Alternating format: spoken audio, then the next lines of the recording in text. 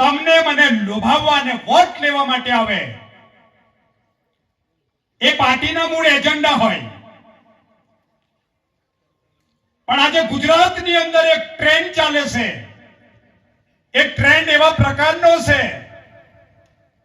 કે કોંગ્રેસ 70 વર્ષમાં શું કામ કર્યું.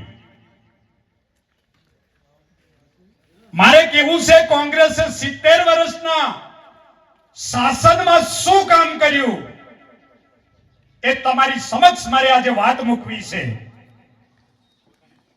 મિત્રો, 1947 પહેલા આ ભારતની અંદર ઈસ્ટ ઇન્ડિયા નામની કંપની, ઇંગ્લેન્ડના અંગ્રેજોએ ભારતમાં મરી મસાલાના વેપાર કરવાના હેતુથી આ ભારતમાં આવેલા. અને તે વખતે આ દેશની અંદર રાજાઓનું શાસન હતું.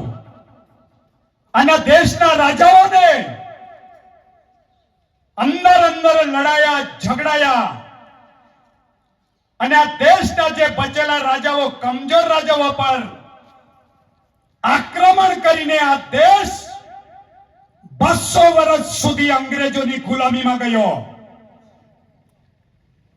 અને આ દેશ ગુલામ બન્યો ત્યારે દેશની આઝાદીની ચળવળમાં મહાત્મા ગાંધીજી, સરદાર વલ્લભ પટેલ, જવાહરલાલ નહેરુ, ભગતસિંહ, સુખદેવસિંહ, રાજગુરુ, બિસ્મિલ્લા, અનેક ધર્મના જાતિના લોકો ભેગા થઈ ગાંધીજીની અગવાઈમાં આ દેશને 1947માં 15મી ઓગસ્ટના દિવસે આઝાદી મળી. આ કામ કોંગ્રેસે કર્યું.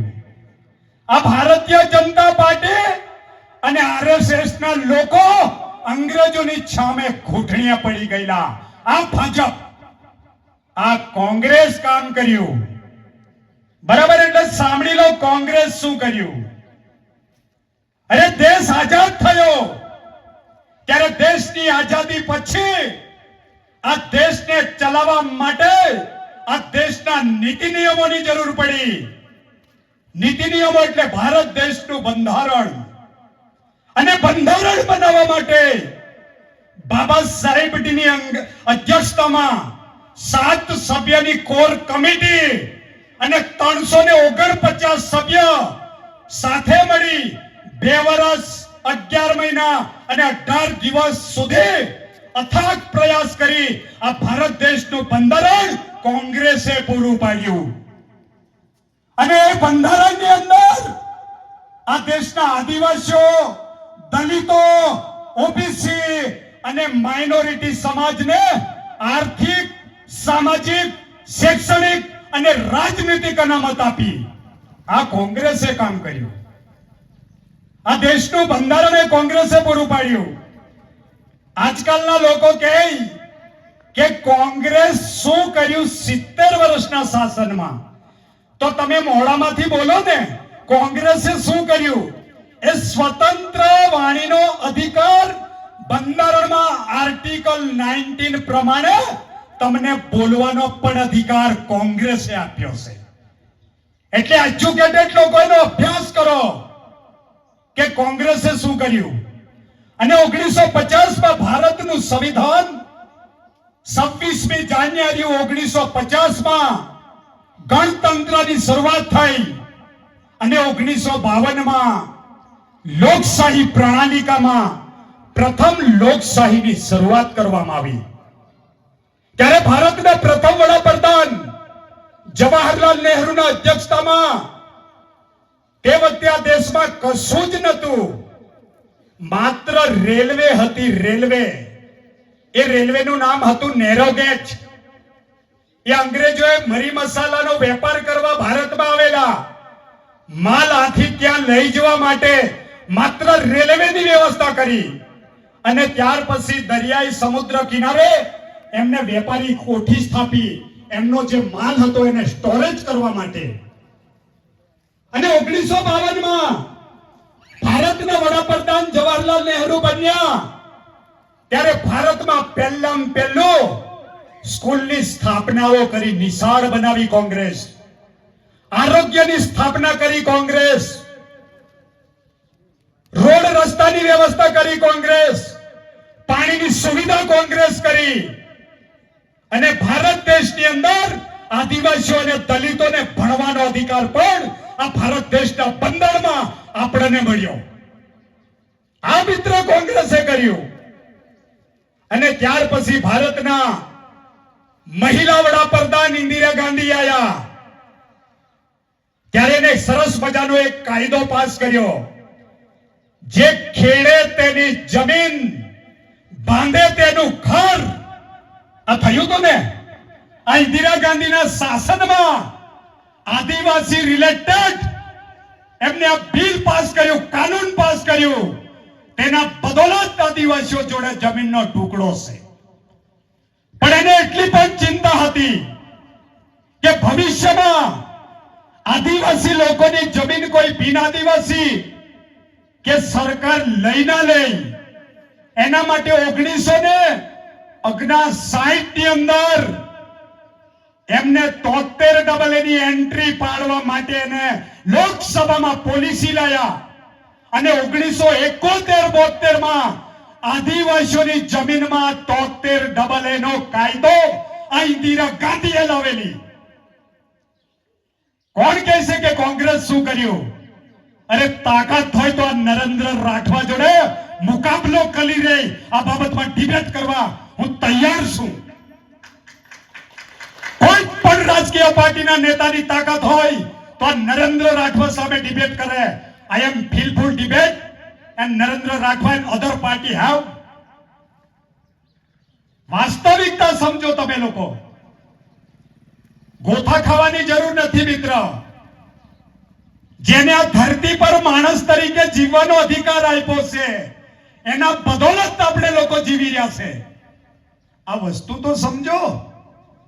બધી પાર્ટીઓ આવે, લોભામણી લાલચો આપે. ત્યાર પછી મિત્ર મહારાષ્ટ્ર અને ગુજરાત એક જ રાજ્ય હતું. 1959 સુધી આપણી ગુજરાતની રાજધાની મહારાષ્ટ્ર મુંબઈમાં હતી. લેન્ડ રેવન્યુ રેકોર્ડ એમ કહીએ ને 51-52 નું કેસુમામાં, એ લેન્ડ રેવન્યુ રેકોર્ડ મુંબઈમાં હતું. કારણ કે તે વખતે ગુજરાતની રાજધાની મહારાષ્ટ્ર મુંબઈમાં હતી. અને 1960 માં મહારાષ્ટ્રમાંથી ગુજરાત છૂટું થયું અને 1961 માં ગુજરાત રાજ્યની સ્થાપના કરવામાં આવી. અને 1963 માં પંચાયતી રાજ આવ્યું. અને 1965 માં ગુજરાતમાં પ્રથમ વિધાનસભાની ચૂંટણીઓ થઈ. ત્યારે ગુજરાતના પ્રથમ મુખ્યમંત્રી જીવરાજ મહેતા ગુજરાતના પહેલા અલગ રાજ્યના મુખ્યમંત્રી બન્યા. અને એ સમય દરમિયાન ગુજરાતની અંદર ગુજરાતની જીવવાદોરી સમાનના નામ પર નર્મદા ડેમ બનાવવા માટે કેવડિયાના વાગડિયા ગામમાં ભારતના પ્રથમ વડાપ્રધાન જવાહરલાલ નહેરુના હસ્તે એનું ખાતમુહૂર્ત કરવામાં આવ્યું. અને એનું નામ હતું ગુજરાતની જીવવાદોરી સમાન નર્મદા ડેમ. અને 1961 માં ખાતમુહૂર્ત થયું. અને 1974-75 સુધીમાં એની ફોર્માલિટી કરી. એમાં નર્મદા નદી કિનારે મધ્યપ્રદેશ, મહારાષ્ટ્ર અને ગુજરાતના આદિવાસી લોકો રહેતા હતા. અને ઇન્દિરા ગાંધી જે ખેડે તેની જમીન, બાંધે તેનું ઘર, એ કાયદાના અનુસંધાનમાં આપણા લોકો ત્યાં જમીન ખેડી અને કાયમી વસવાટ થયો. અને જ્યારે ડેમ બનાવ્યા પછી એમને ત્યાંથી માઇગ્રેશન કરવાની વાત આવી, ત્યારે મિત્ર એમને વિસ્થાપિત તરીકે જમીનો આપી. અને આ જમીન નથી ગમતી તો બીજી જમીન બતાવી, બીજી નહીં ગમે તો ત્રીજી બતાવી, ત્રીજી નહીં તો ચોથી એમને ગમતી જમીન આપી. એક બાપનો દીકરા 4 હોય, એની જોડે માત્ર 5 એકર જમીન હોય, પણ 18 વર્ષ કરતા પુખ્ત વયનો હોય તો એક બાપના દીકરાને 5-5 એવા 4 દીકરાને 5-5 એકર આપી અને એમને વિસ્થાપિત તરીકે જમીન આપી કોંગ્રેસના શાસનમાં. આ વાસ્તવિકતા છે. આજકાલ વાળા કે આ વસ્તુ સમજો. અને ગુજરાતની અંદર ડેમ બનાવવાના કામની શરૂઆત, પ્રથમ પાયાની શરૂઆત 1982-83 માં ગુજરાતના મુખ્યમંત્રી, અંતે પણ કોંગ્રેસે બનાવેલો મુખ્યમંત્રી અમરસિંહભાઈ ચૌધરી, એના હાથે ડેમનું ખાતમુહૂર્ત કરવામાં આવ્યું. અરે સોરી, પાયો નાખવાની શરૂઆત થઈ. અને ત્યાર પછી ગુજરાતના મુખ્યમંત્રી ચીમન પટેલ આયા અને 1993 માં ડેમનું કામ પૂરું કર્યું. અને તે વખતે આદિવાસીઓને નર્મદાનું પાણી સિંચાઈ માટે આપવા માટે એગ્રીમેન્ટ કરવામાં આવેલું. પણ 1994 માં જે વિસાવદરની બેઠક, વિધાનસભા બેઠક પરથી ખેડૂત નેતા તરીકે ચૂંટાઈને આયા કેશુ પટેલ, એ ભારતીય જનતા પાર્ટીની સરકાર 1994 માં આવી અને કોંગ્રેસની સરકાર 93 માં ગઈ અને પીવાના હેતુથી નર્મદાની મુખ્ય નહેર કાઢીને સૌરાષ્ટ્ર અને કચ્છમાં લઈ ગયા. અને આપણે જે કોંગ્રેસે એગ્રીમેન્ટ કરેલું એ સરકાર નથી એટલે પાણી આપવામાં નથી આવ્યું. અને આપણું પાણી ગયું ત્યારથી આપણા લોકો મજબૂરીમાં મજૂરી કરવા માટે જાય. અને એ લોકોને પીવાના હેતુથી નહેર કાઢીને પાણી આપ્યું. એ માત્ર પીવાનો હેતુ, બાકી પટેલોને, દરબારોને, વાણિયાઓને, બ્રાહ્મણોને, ઉદ્યોગપતિઓને ફેક્ટરીમાં વાપરવા પાણી આપેલું. કાળુભાઈ એક સરસ મજાની વાત કરી. 1994 થી લઈને 2025 સુધી ગુજરાતમાં વિકાસ કરવા વાળી સરકાર ભારતીય જનતા પાર્ટીની સરકાર બેઠી ગુજરાતમાં.